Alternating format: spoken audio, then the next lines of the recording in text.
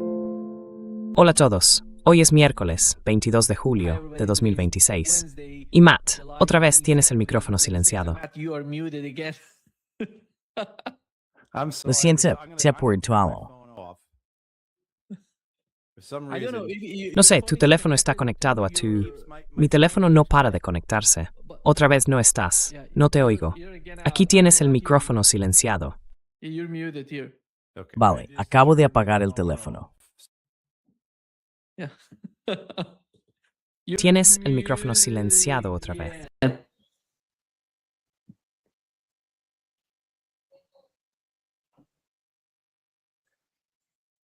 No sé qué está pasando.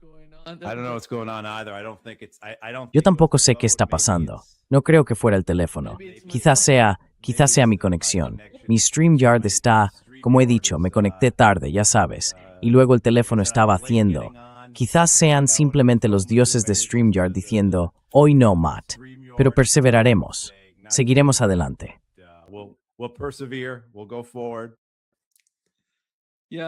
Sí, estás silenciado otra vez, Matt. Por cierto, es muy raro. Sí, déjame salir y vuelvo a entrar. De acuerdo. Pido disculpas a todo el mundo. No hay problema. Sí, Matt va a volver. Y vamos a empezar con Donald Trump hablando de las tropas. Dijo que las tropas querían ir allí a luchar contra Irán porque había mucha preocupación por el programa nuclear iraní. Y querían luchar. Y aquí está Matt. Vale, si te puedo. De acuerdo. Matt, déjame empezar por lo que se informó sobre Donald Trump. Donald Trump, hablando de los soldados estadounidenses caídos, dijo, todos ellos dijeron con mucha firmeza que no podemos permitir que Irán tenga un arma nuclear.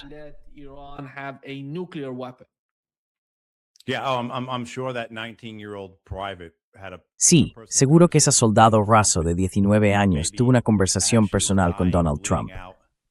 O quizá, mientras agonizaba desangrándose en Jordania, a 13.000 kilómetros de casa, escribió con su sangre, no dejéis que Irán tenga un arma nuclear. Quiero decir, todo esto es tan absurdo, es tan repugnante. Y esta gente que está al mando es lo peor de nosotros. Son lo peor entre nosotros. Y esto que tenemos es realmente una idiocracia. Lo he dicho un par de veces esta semana, así que si la gente me ha visto en otros programas, lo diré otra vez. ¿Por qué está pasando esto así? Porque no se puede arreglar la estupidez. No se puede cambiar la estupidez. Y por eso esta guerra continúa. Continúan todas las demás cosas de esta administración. Pero esta idea de que estas tropas se están sacrificando por algo noble o por algo que tenga en su base algún interés del pueblo estadounidense en juego, sencillamente no es cierta.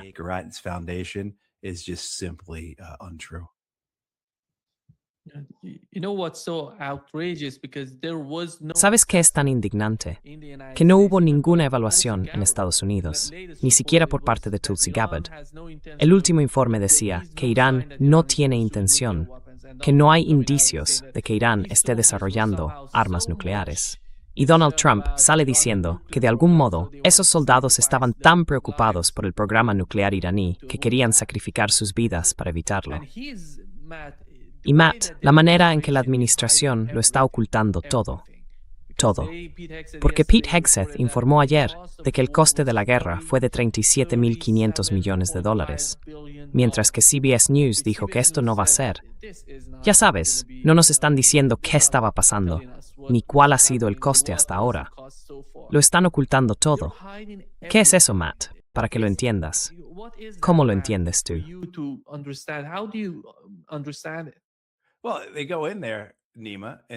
Bueno, entran ahí, Nima, y dicen que el coste de la guerra es de $37.000 millones, pero que necesitan $80.000 millones, o lo que sea que estén pidiendo, $70.000 millones para el Departamento de Defensa y $8.000 millones para programas de inteligencia, o lo que sea, más unos $12.000 millones para los agricultores estadounidenses. Así que dicen que son solo $37.000 millones, pero luego piden más del doble. Ahí mismo está la mentira.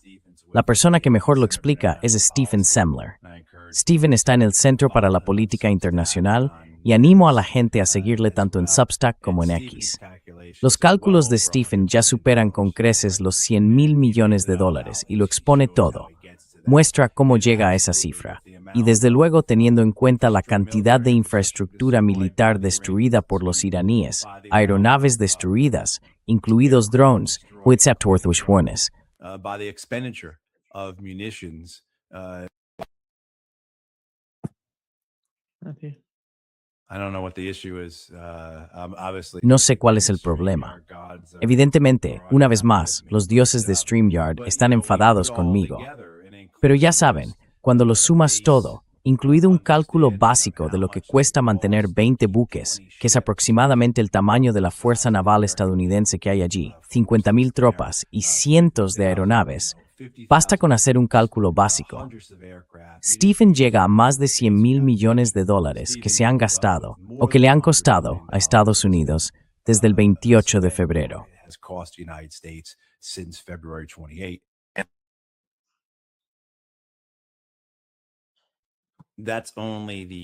Esas son solo las cifras iniciales, y voy a quitarme el micrófono. Puede que sea mi micrófono.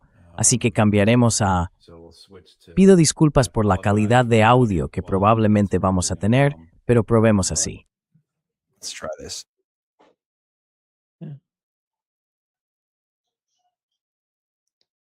It seems that Parece que Matt tiene algún tipo de problema con el micrófono, porque se silencia cada vez. getting muted every time. Yeah, now let's try this. Now let's see. Sí, ahora probemos esto.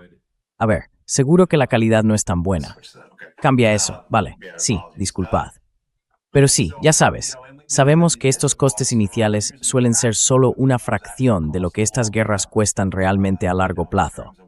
Ya sabes, por lo que cuesta atender a los veteranos, por lo que cuesta de verdad reacondicionar y reparar el equipo que se pierde, que se daña o que simplemente queda completamente desgastado. Quiero decir, la cantidad de mantenimiento que hará falta para rehabilitar, por así decirlo, todos esos cazas estadounidenses que se utilizan cada día es increíble. No solo por la cantidad de horas de trabajo, sino por el coste real que supondrá para todos esos F-16. It will be for all those F-16 squadrons, F-15 squadrons, F-35 squadrons to get back into some kind of order after this is all done. The cost for this is Así que el coste de esto va a ascender a cientos de miles de millones de dólares. Y por supuesto, cada día que continúa esta guerra, cada semana, cada mes, esos costes no aumentan de forma lineal, tienden a aumentar exponencialmente.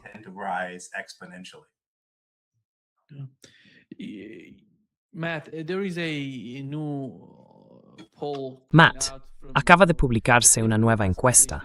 Político ha publicado un sondeo sobre el movimiento MAGA, sobre quienes votaron a Donald Trump. Dice que la proporción de votantes que se identifican con MAGA y creen que la guerra merece la pena, pese a su coste económico, cayó del 50% en mayo al 37% en julio. Y ahora, un 37% dice que Estados Unidos solo debería continuar con su implicación si los costes no siguen aumentando. Claro, incluso quienes están de acuerdo con la guerra dicen que si los precios suben cada vez más, no van a apoyarla. Getting higher and higher, and we're not going to support that. This is the situation. I am sure Donald Esta es la situación. Estoy segura de que Donald Trump sabe lo que está pasando con el movimiento MAGA, porque se está produciendo una fractura dentro de ese movimiento. Incluso quienes creen en él, como muestra esta encuesta, no van a apoyarlo si las cosas empeoran. ¿Pero qué es esto? Que lo está sacrificando todo. De algún modo, es difícil para quienes lo apoyaron. No para nosotros, porque hablábamos de ello antes de que ocurriera todo esto. Pero para quienes lo apoyaron, es demasiado difícil entender qué está pasando con Donald Trump.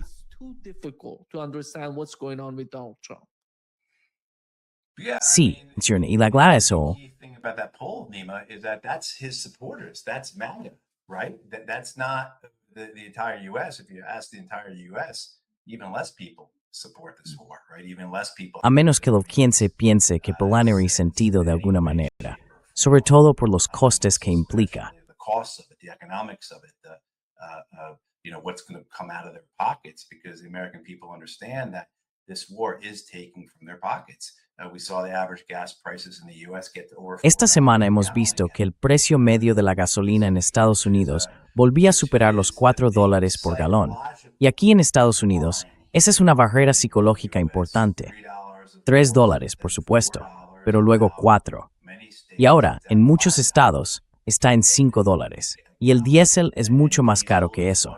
Aquí en Carolina del Norte, donde estoy, el diésel supera los $5.50 por galón. En otros estados está a 7, 8 e incluso $9 por galón. En el oeste, según creo. Así que quiero decir, todo el mundo entiende el coste que esto supone. Lo ven cuando llenan el depósito de sus coches. Pero también entienden cómo funciona esto, cómo funciona la economía y por qué los precios están subiendo aún más de lo que ya estaban subiendo. Más de lo que, ya saben, quiero decir, el dólar estadounidense ha perdido poder en los últimos 5 o 6 años. Todos los estadounidenses lo saben. Every American knows that. Maybe they need it in New York Times or the Wall Street Journal. Puede que necesiten que el New York Times o el Wall Street Journal se lo expliquen en un artículo, pero todo el mundo lo sabe, todo el mundo lo ha sentido. Así que, la insulsez de esta guerra. Creo que, sencillamente, la realidad de quiénes son las personas que están liderando esta guerra. Ven a los Pete Hegseth, ven a los Marco Rubio, y ya no les queda estómago para esto. Les dijeron que esta guerra iba a durar unos días, unas semanas, y que después el programa nuclear de Irán habría sido aniquilado y luego vuelto a aniquilar. También todos los misiles balísticos y nucleares, y los drones habrían sido destruidos. Y la armada iraní estaría en el fondo del océano. Pero de algún modo, el estrecho de Hormuz sigue cerrado.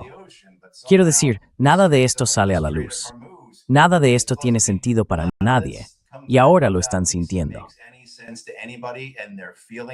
And now I think we're going to, with American casualties starting to rise, that dominating the headlines here. Titulares aquí. Sí, el hecho de que Donald Trump solo tenga un poco más de un tercio de su propia base apoyando esta guerra, creo que demuestra lo que es realmente esta guerra. This war actually is.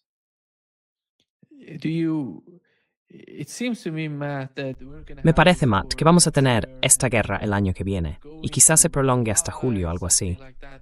No parece que esta guerra vaya a desaparecer pronto.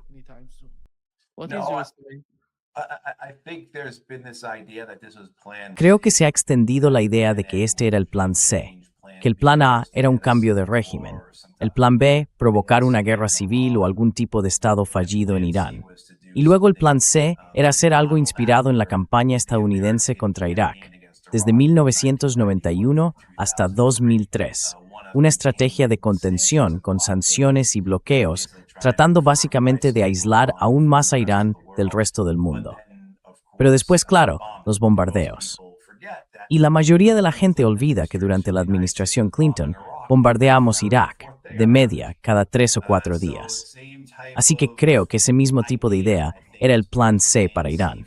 Ahora bien, eso es tan ridículo y tan idiota como el resto de esta guerra, porque Irán no es como Irak.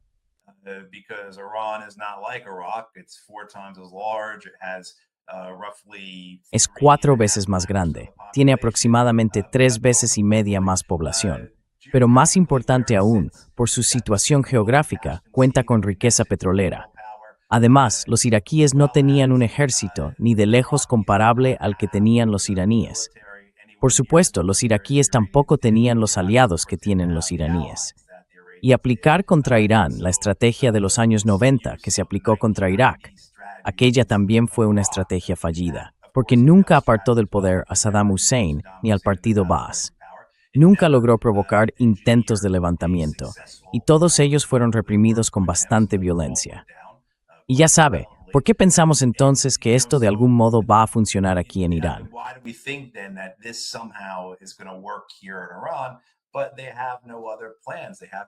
Pero no tienen otros planes, no tienen otras opciones. Y los estadounidenses se han dejado llevar a esto por los israelíes. Desde luego, había intereses estadounidenses en juego.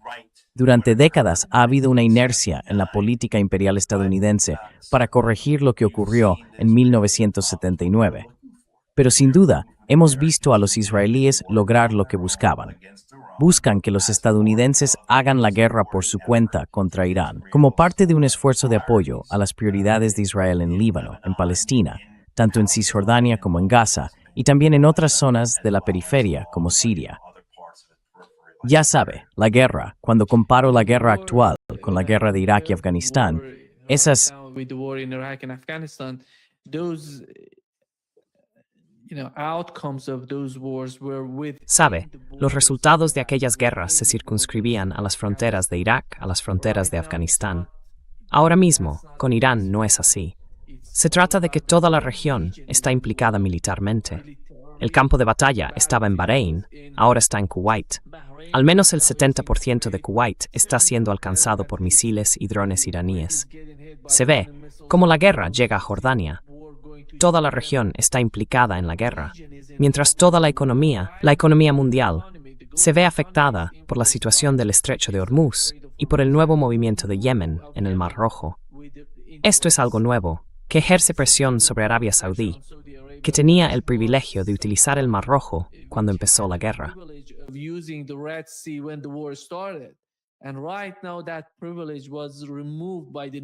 Y ahora mismo, ese privilegio lo ha eliminado el nuevo movimiento de Yemen, lo que añade más presión a todo esto.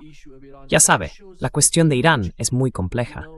Eso demuestra la enorme capacidad de que haya escaladas drásticas, tanto militares como económicas. Y no sé si Donald Trump percibe plenamente eso, o si no le importan las consecuencias porque el campo de batalla está en Kuwait, en Bahrein o en esos países. No le importa esa gente ni la economía mundial, pero det är spänst förstånd cuando Israel förförst. He gets the hit when it comes to the oil market. This is a failing in the American foreign Este policy. es un fallo del establishment de la política exterior estadounidense en general, no solo de Donald Trump. Es la mentalidad del siglo XX que domina la ortodoxia estadounidense. Esa idea de que todo es un sombrío tablero de ajedrez y de que cada pieza encaja en su propia casilla individual.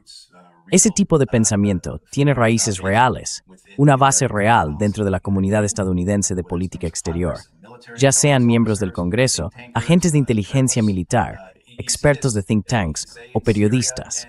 Se ve, por ejemplo, en Siria y Libia.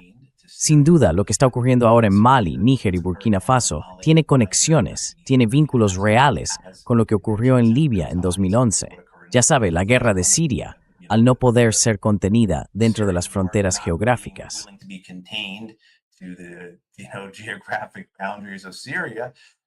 Which upset and ruined all kinds of things for the Obama administration, particularly through the invasion and occupation of northern and western Iraq. En particular, la invasión y ocupación del norte y el oeste de Irak por parte del Estado Islámico volvió a demostrar esta creencia dentro del aparato de seguridad y de política exterior estadounidense, de que todas estas cosas son manejables, de que todas se pueden contener. Y también mostró el predominio de ese pensamiento tan lineal propio del siglo XX, como si fuera un tablero de ajedrez. La globalización, que sé que, como palabra, provoca rechazo en mucha gente, no se limitaba simplemente a la economía.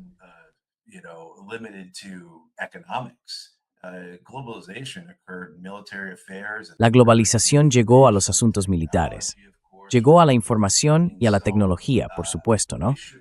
Quiero decir, no debería sorprendernos que esta guerra no pudiera restringirse ni limitarse a las fronteras geográficas que Estados Unidos quería imponerle.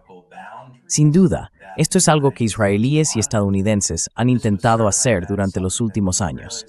Tratar de combatir al eje de la resistencia de uno en uno, para limitarlo de ese modo, para contener la guerra.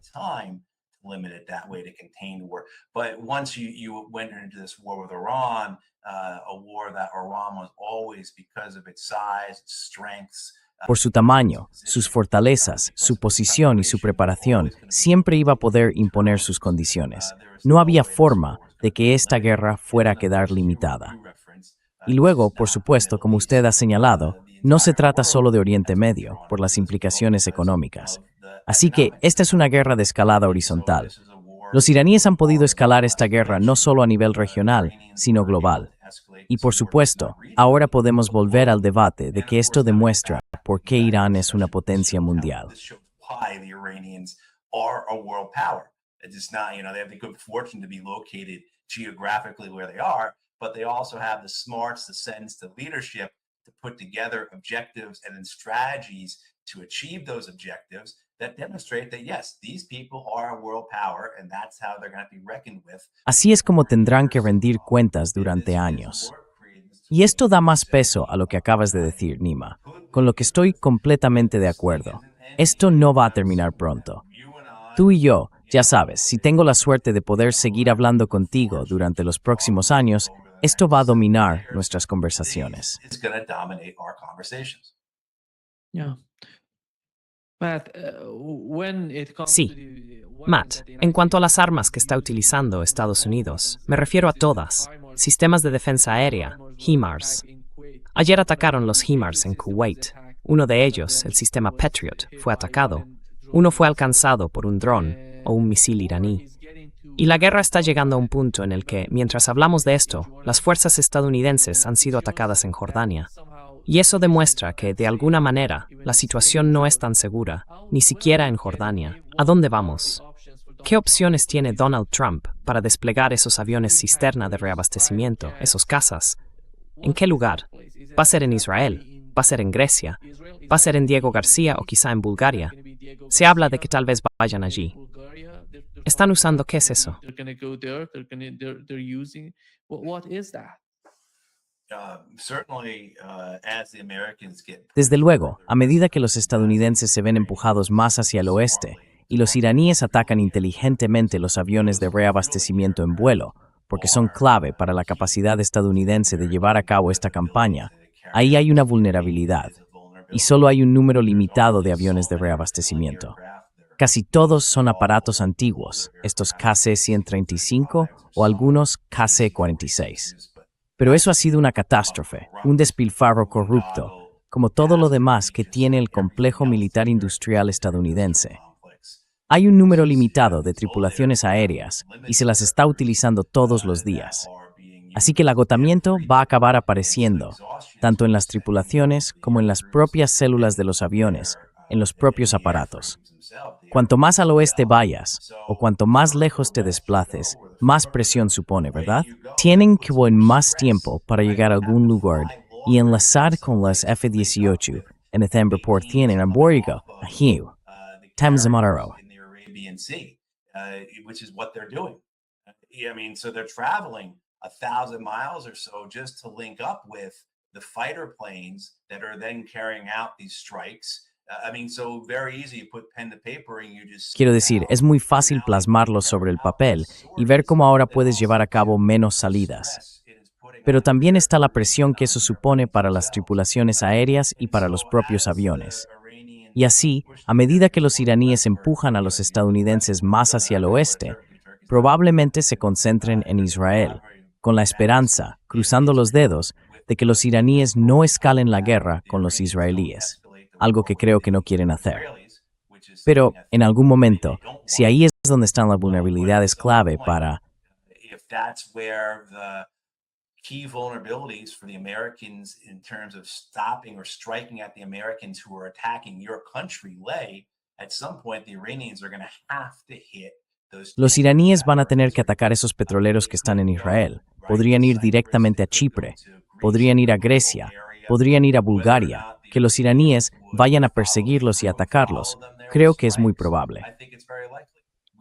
Ya vimos ataques al comienzo de esta guerra, en la primera semana aproximadamente, cuando un hangar estadounidense en una base aérea británica de Chipre fue alcanzado por los iraníes.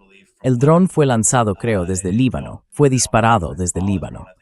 Así que no hay razón para que eso no pueda volver a ocurrir, sobre todo si esa es una de las vulnerabilidades críticas para los estadounidenses.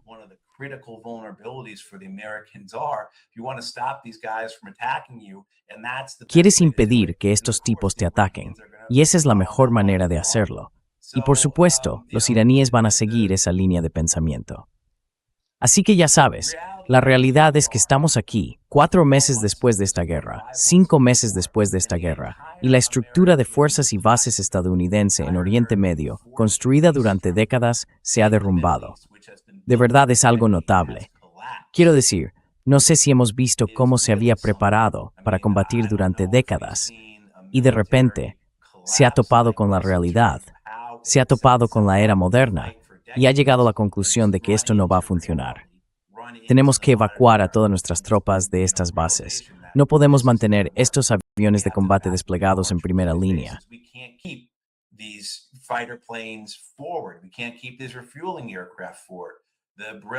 No podemos mantener estos aviones de repostaje desplegados allí. La brillantez de la estrategia iraní consiste en ejercer presión política sobre estos distintos países para que sea, ya sabe, más Arabia Saudí, pero no lo es. ¿Y por qué? Porque los saudíes no quieren que lo sea. Y ahora hay todo tipo de presiones adicionales. Ahora se empieza a hablar de alianzas comprometedoras. Tienes esta alianza militar saudí-pakistaní, que está bien, quiero decir, lo complica. Así que ahí está la brillantez de la estrategia iraní, desmantelar la alianza estadounidense. Estamos empezando a ver cómo eso se manifiesta. Y luego, por supuesto, tenemos la de la que todo el mundo lleva hablando meses y meses, incluso años.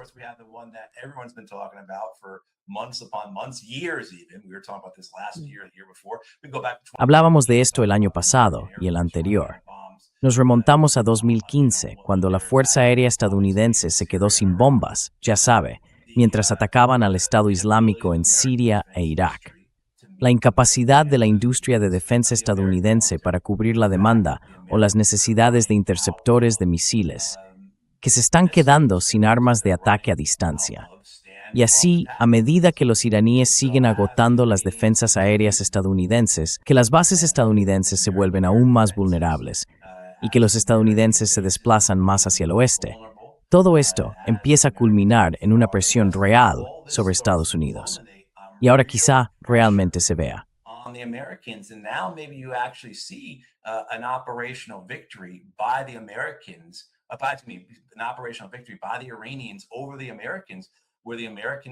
Sobre los estadounidenses, en el que los estadounidenses tienen que abandonar la guerra.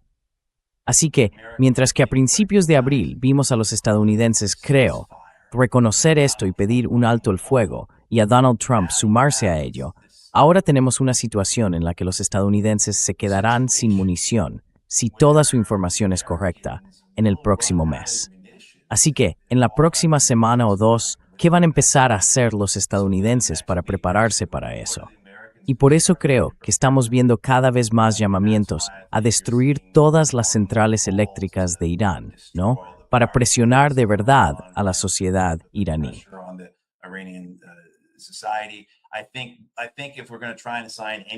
Creo que, si vamos a intentar atribuir alguna racionalidad a los estadounidenses en este caso, lo cual es un salto enorme, creo que los estadounidenses piensan que les quedan X semanas de reservas estratégicas de petróleo.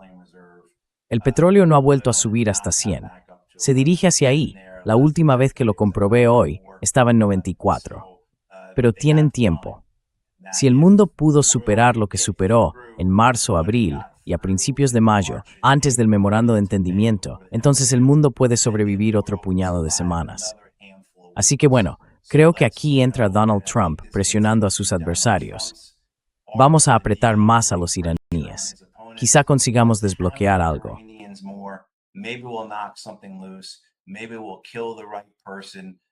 Puede que matemos a la persona adecuada. Puede que dejemos sin electricidad a Teherán, y entonces ya sabe, 15 millones de personas, o las que vivan allí, se verán obligadas a soportar una temperatura de 110 grados. Y entonces tendrán muchísimo calor, y se enfadarán mucho, y todos estarán realmente... Ya sabe, quiero decir, creo que quizá eso es lo que está circulando ahora mismo por la Casa Blanca como motivo para llevar esto a cabo, con la idea de que tenemos hasta finales de agosto o mediados de septiembre antes de tener que plantearnos realmente qué vamos a hacer con nuestras propias reservas de petróleo. Pero de nuevo, hay muchísimas cosas mal en lo que acabo de decir, pero es lo mejor que se me ocurre, Nima. Why the heck they're doing this.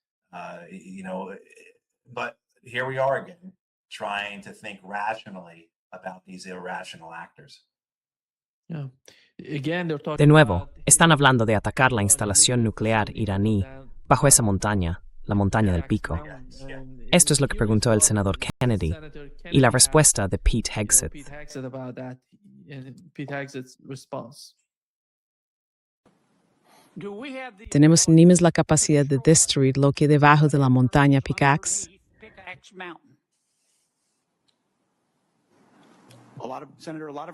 Muchas de nuestras capacidades son información clasificada, pero si alguien en el mundo puede llegar a cualquier lugar de la faz de la Tierra, es el ejército de Estados Unidos, el ejército más poderoso del mundo. Todo consiste en tener opciones y asumir concesiones. Vaya, sí.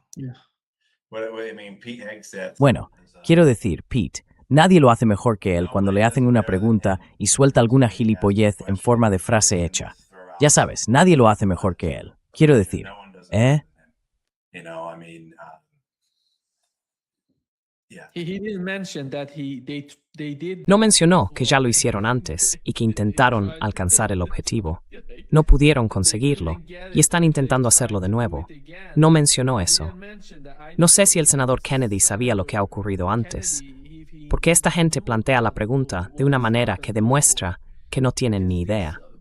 No sé si esa es su interpretación. No reciben ningún tipo de información de inteligencia. No saben lo que ha ocurrido hasta ahora en el campo de batalla.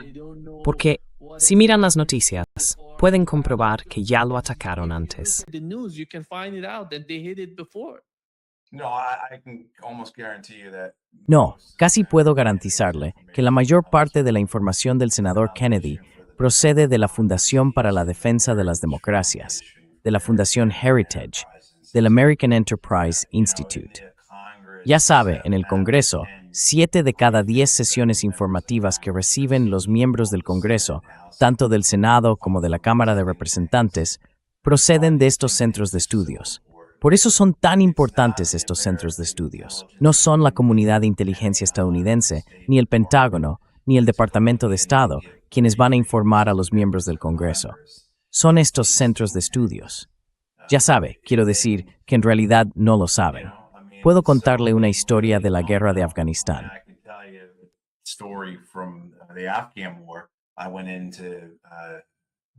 Fui a informar a Ike Skelton, que era el presidente del Comité de Servicios Armados de la Cámara de Representantes, en marzo de 2010, sobre la guerra de Afganistán. Así que habían pasado 7 años y medio desde que habíamos, o 8 años y medio, desde que habíamos invadido y ocupado Afganistán. Le presenté mi informe al presidente Skelton y me dio las gracias. Me dijo, es usted la primera persona que entra en mi despacho y me presenta un informe negativo sobre la guerra de Afganistán. Esto fue en marzo de 2010. El presidente del Comité de Servicios Armados de la Cámara de Representantes nunca había recibido un informe negativo sobre la guerra de Afganistán.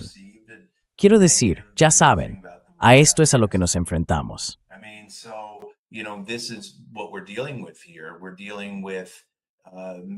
Estamos tratando con hombres y mujeres que están en el poder y que o son deliberadamente ignorantes, o son auténticos creyentes, o están comprados. Y bueno, probablemente esas categorías también se solapen. Así que alguien como el senador Kennedy es deliberadamente ignorante sobre lo que realmente está ocurriendo allí. También es, estoy seguro, un enorme receptor de dinero del lobby israelí y quizá también de dinero del complejo militar industrial. Quiero decir, a esta gente no le importa lo que está pasando realmente allí. No le importa la verdad.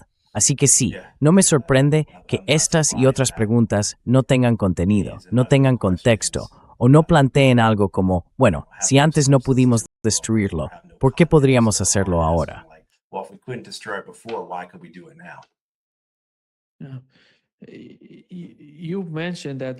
Sí, has mencionado que Donald Trump ha tuiteado hoy que por cada buque o barco que sea atacado, alcanzado por misiles iraníes o por cualquier tipo de arma en el estrecho de Hormuz, él va a atacar un puente o una central eléctrica en Irán.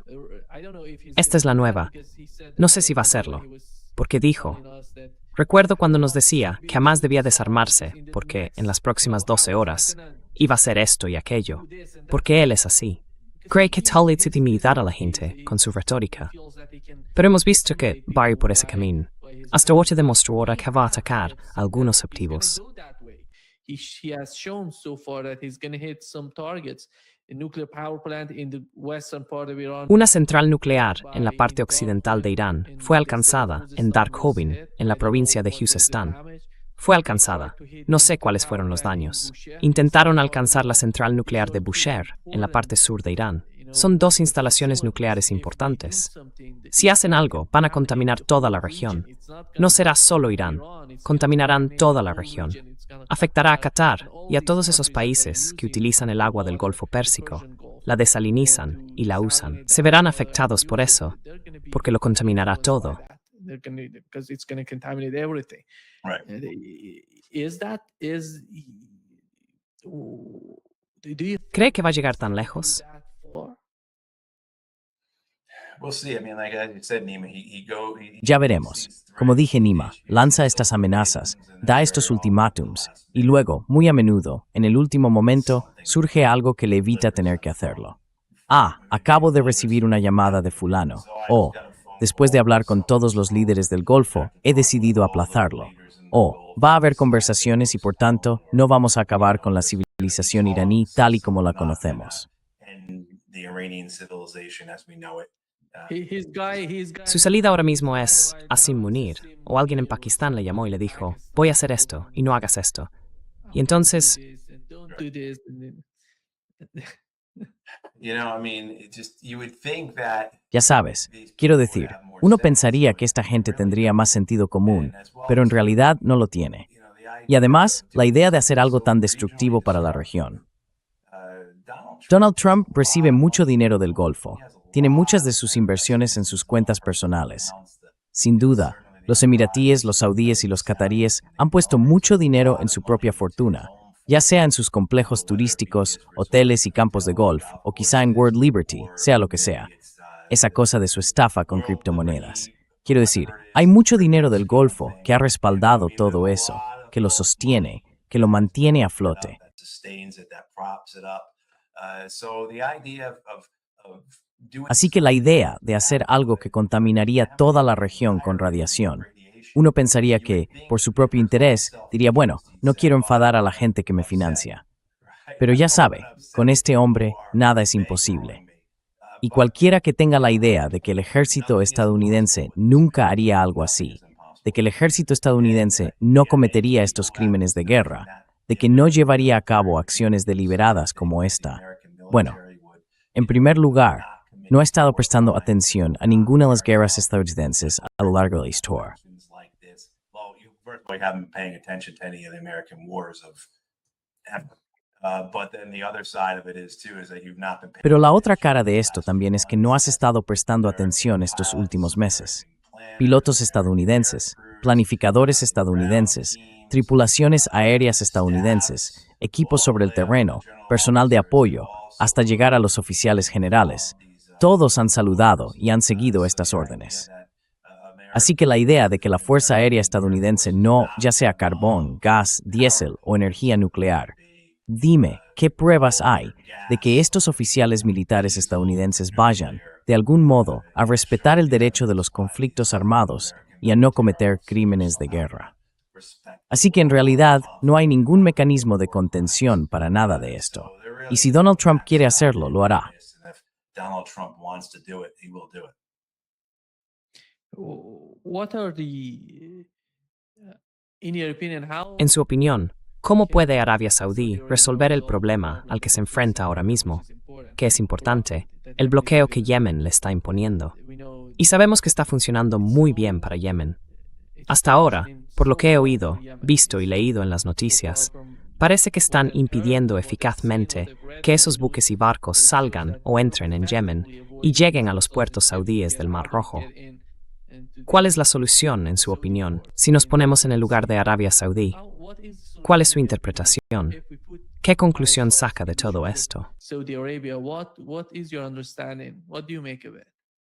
Well, you know, I think Bueno, ya sabes, creo que los estadounidenses al mirar esto lo ven como parte de una única guerra general y creen que la guerra en Yemen los intereses saudíes allí, la península arábiga, todo eso puede integrarse simplemente como una subtrama de esa guerra más amplia, lo cual es completamente incorrecto. Estas cosas existen por sí mismas.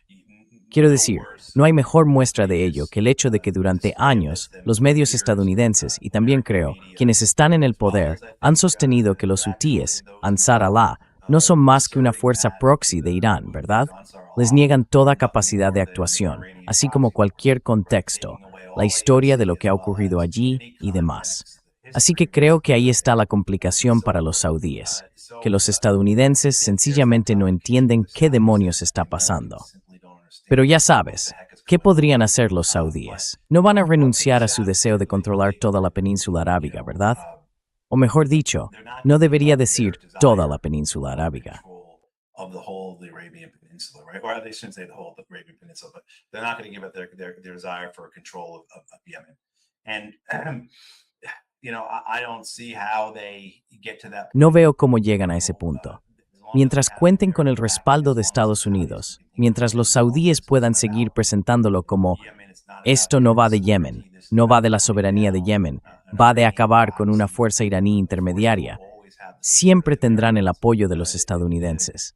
Parece que los saudíes no hacen nada mal a ojos de Estados Unidos. Acabamos de ver a la administración Trump decir que se debería permitir a los saudíes enriquecer uranio, que se les debe ser tecnología nuclear saudí, sin ninguna salvaguarda frente a la producción de arma nuclear.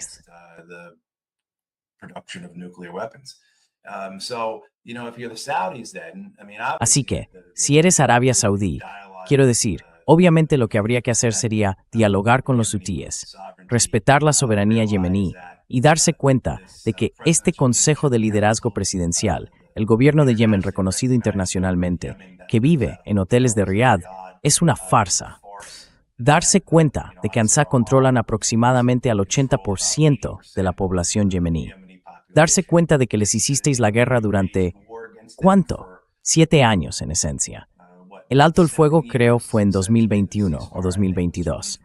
Todo empezó hacia 2014. Y no pudisteis derrotarlos, ni siquiera con todo el respaldo de Estados Unidos. Eso sería lo lógico, pero no veo que Arabia Saudí vaya a hacer eso en absoluto.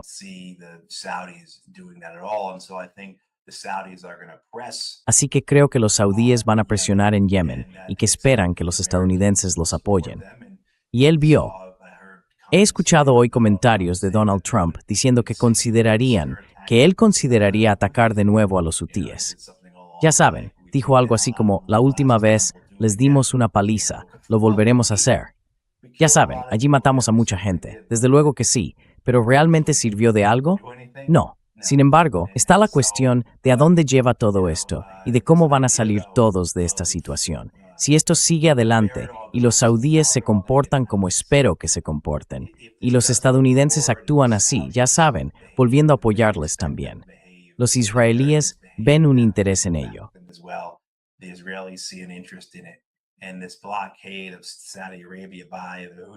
Y si este bloqueo de Arabia Saudí por parte de los hutíes resulta siquiera parcialmente eficaz, el golpe para los saudíes podría ser devastador, y lo mismo para toda la región.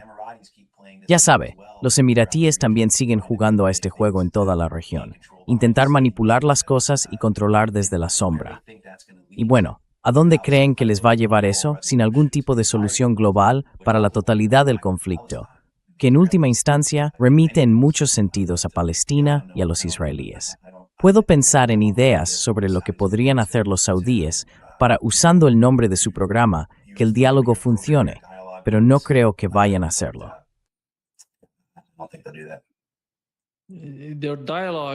La idea de dialogar con Yemen les resultaba de algún modo ajena. Ya sabe, durante 12 años hicieron de todo contra los yemeníes. El bloqueo y de algún modo los efectos de ese bloqueo.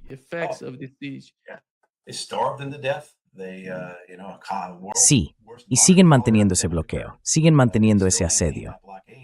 Así que ya sabes, esta idea de tener básicamente un estado fallido en tu frontera, justo en esa intersección crítica entre el Mar Rojo y el, ya sabes, Golfo de Omán, el Océano Índico, el Mar Arábigo, su codicia, su megalomanía. MBS es tan malo como cualquiera de ellos. MBZ y los emiratíes son tan malos como cualquiera de ellos. Y vimos que antes de que esta guerra con Irán empezara en febrero, los saudíes estaban en esencia fuera de Yemen, al menos en apariencia, ¿no? Y el Consejo de Liderazgo Presidencial se tragó al Consejo de Transición del Sur, respaldado por los Emiratos. Así que los saudíes consolidaron las dos principales fuerzas de oposición, que nominalmente estaban aliadas junto con Al-Qaeda, hay que añadir, contra Ansar Allah, contra los hutíes. Así que los saudíes tuvieron cierto éxito antes. Ahora bien, de nuevo, está la cuestión de los plazos en todo esto y de lo que estaban haciendo los saudíes antes del 28 de febrero. ¿Y por qué no iban a seguir avanzando en esa dirección? Sobre todo si creen que pueden lograr que los estadounidenses vuelvan a implicarse en ello. Pero sí, quiero decir, esta temeridad, esta idea de, vale, Ansar ya va a cerrar. Y lo que también es una locura es que los saudíes no tuvieron que lidiar con el cierre del Mar Rojo, no tuvieron que lidiar con el cierre del Golfo Pérsico. Van a tener que lidiar con eso. Así que no ganaste la guerra antes, y ahora vas a volver a esta guerra. Vas a reavivarla con esos dos pesos atados al cuello, el Mar Rojo cerrado y el Golfo Pérsico cerrado. Ya sabes, quiero decir, cualquiera de nosotros que mire esto, es que es todo. Así es como funciona.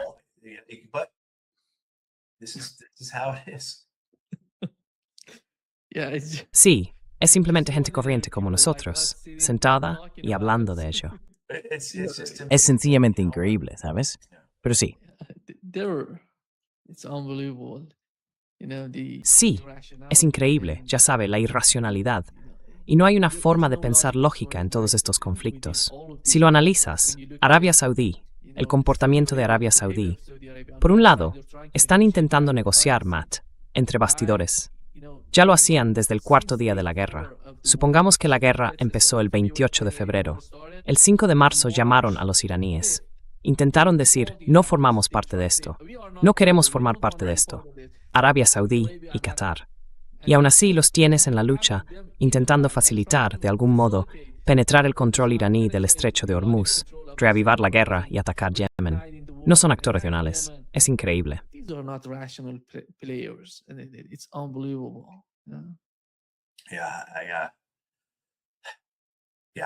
sí, no lo sé.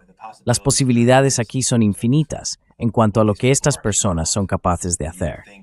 Uno pensaría que los peligros que se avecinan en términos de volver a esta guerra bastarían para que los cataríes y los saudíes cooperaran, arriesgando su país, su riqueza, su industria y el futuro de su gente en esta guerra. Sobre todo cuando los estadounidenses han demostrado ser incapaces de cumplir las promesas, garantías y seguridades que les dieron a estos estados árabes. Ya sabes, supuestamente los estadounidenses fueron a estos estados del Golfo y les dijeron, va a llevar un mes y no tendréis que volver a preocuparos por Irán. Y no creo que estos estados del Golfo les crean, pero los hemos visto muy implicados. Se está utilizando su espacio aéreo, sus bases dentro de sus países, al menos Bahrein y Kuwait, y creo que también los emiratíes han permitido ataques con misiles HIMARS y ATAK-MS desde su territorio. Todo el despliegue que tiene lugar allí, todas las comunicaciones que pasan por allí. Quiero decir, forman parte de esta guerra, tanto como cualquier unidad del ejército de Estados Unidos, y siguen prestándose a ello.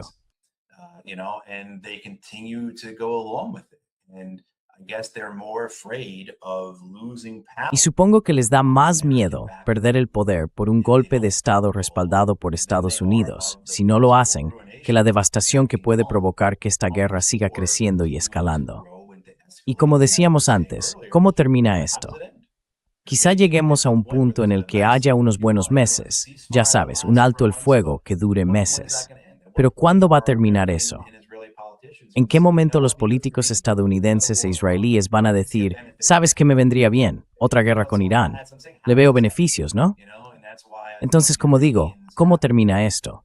Y por eso creo que tienen que tener muchísimo cuidado, por supuesto.